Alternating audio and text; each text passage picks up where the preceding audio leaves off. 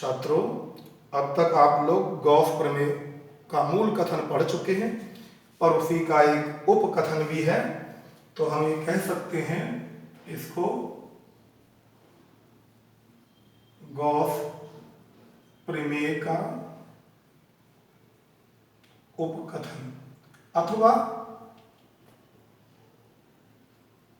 उपगॉस प्रमेय कह दीजिए इसको।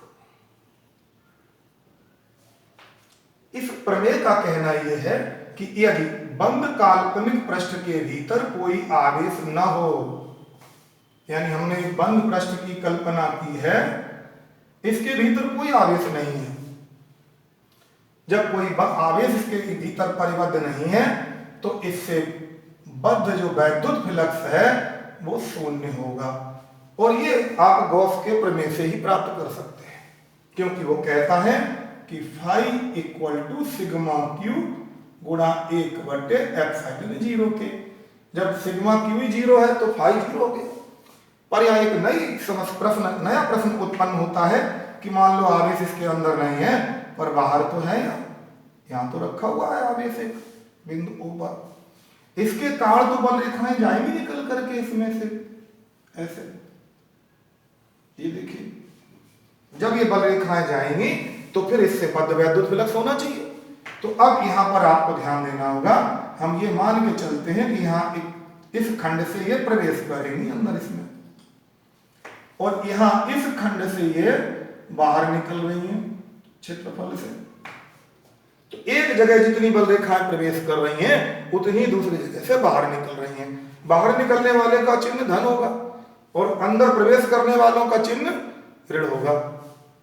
अगर हम ये कहें कि यहाँ पे बनने वाला घन कोण डी ओमेगा है, इसका क्षेत्रफल यहाँ S1 पर dA1 है, यहाँ पर इसका S2 पर क्षेत्रफल dA2 है, यहाँ पर तीव्रता E1 है, यहाँ पर तीव्रता E2 है इसकी। अब हम इन दोनों स्थानों पर अलग अलग वैद्युत फ्लक्स की बात करें तो हमने बात रखी कि S1 खंड से बद्ध वैद्युत फ्लक्स,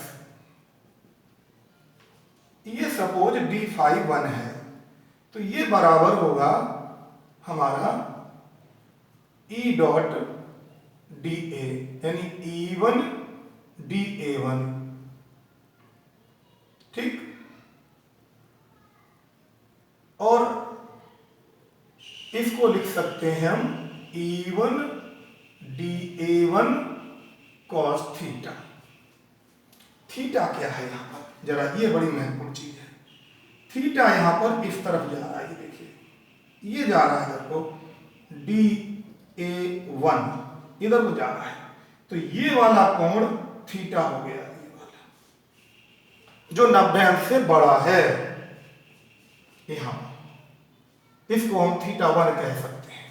और यहां पर ये जो थीटा होगा ये वाला होगा, ये छोटा है 90 अंश से, तो यहां पर हमने लिख दिया θ1। तो अब हमने बात रखी कि भाई φ1 कितना होगा, चलिए इसको बाद में देखते हैं, इसी को पहले हल करते हैं। तो अब d∅1 बराबर हो गया, E1 का मान रख देते हैं 1/4 पाई एप्सिलॉन 0 k इंटू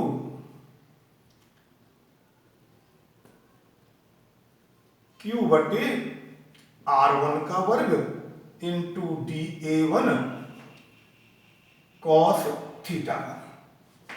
तो ये हो गया d∅1 बराबर Q/4 पाई एप्सिलॉन 0 के इंटू dA1 cos θ1/R1 का वर्ग, इसी को घन कोण कहते हैं। पर यहां θ1 जो है वो ग्रेटर देन 90 है, चूंकि θ1 इज ग्रेटर देन 90 डिग्री, अतः cos θ2 का मान नेगेटिव होगा। इसलिए d∅1 को हमने ऋण चिन्ह के साथ लिखा Q/4 पाई एप्सिलॉन 0 के इंटू, और ये घन कोण हो गया हमारा, क्या हो गया, ये हमारा घन कोण डी ओमेगा हो गया ये हमारा। ये बन गया समीकरण नंबर 1। अब हमने बात रखी कि इसी प्रकार S2 पृष्ठखंड से बद्ध वैद्युत फ्लक्स डी फाई टू बराबर, तो ये भी हो जाएगा Q बटे 4 पाई एप्सिलॉन 0 के इंटू dA2 cos थीटा 2 बटे R2 का वर्ग।